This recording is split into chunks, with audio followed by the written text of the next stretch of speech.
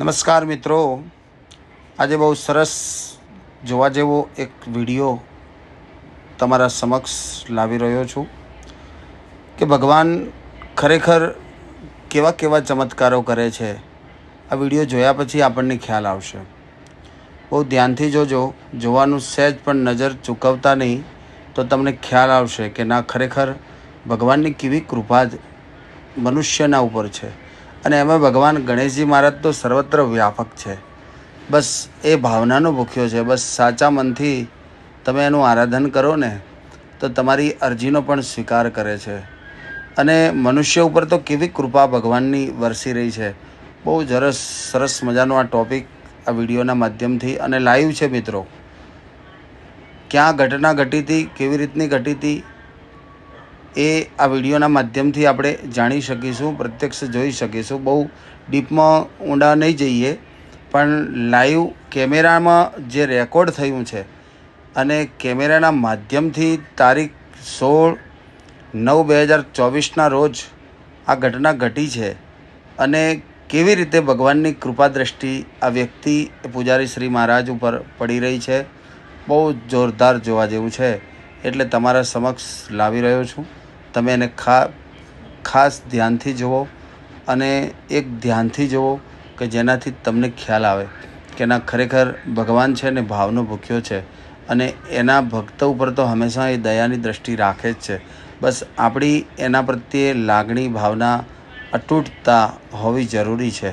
બહુ સરસ મજાનું આ લોજિક છે, સમજવા જેવું છે, જાણવા જેવું છે. આજુબાજુમાં કોઈ નથી, ફક્ત ગણેશજી મહારાજ જ અહીંયા આગળ બિરાજિત છે અને એમનો ભગવાન ગણેશજી મહારાજના સેવક છે. અને સેવકની એક ભાવના કેવી છે કે કેવા ભયંકર આ હાર્ટ એટેક જેવા સંકટમાંથી પણ ભગવાન ઉગારે છે.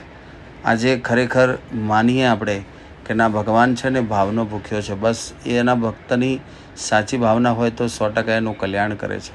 બહુ સરસ મજાનો આ ટૉપિક જાણવા જેવો તમારી આંખો સમક્ષ રજૂ કરું છું, જોવા જેવો છે. એટલે મારા વોઇસમાં પણ એને રેકોર્ડ કરીને તમારા સુધી મોકલું છું. ભગવાન ગણપતિ બાપા આ 10 દિવસના ઉત્સવ દરમિયાન કેવા ભક્તોના એમણે કલ્યાણ કર્યા છે, કેવા સંકટોમાંથી મનુષ્યને ઉગાર્યા છે, અને કેવો ભાવ ભક્તનો ભગવાનના પ્રત્યે છે, એ પણ ખૂબ આ વિડીયોના માધ્યમથી આપણે જાણીશું, સમજીશું અને આપણે ભગવાનના ગુણગાન ગાઈશું. મિત્રો, તો જરા ધ્યાનથી જુઓ અને સમજો કે ના, ખરેખર કેવી લીલા ગણેશજી મહારાજ કરી રહ્યા છે. જય ગણેશ. ભગવાન ગણપતિ બાપા આવી જ રીતે તમામ મનુષ્યના ઉપર અમી દ્રષ્ટિ રાખે અને સર્વનું કલ્યાણ કરે, એ જ આજનો આ વિડીયોનું માધ્યમ છે.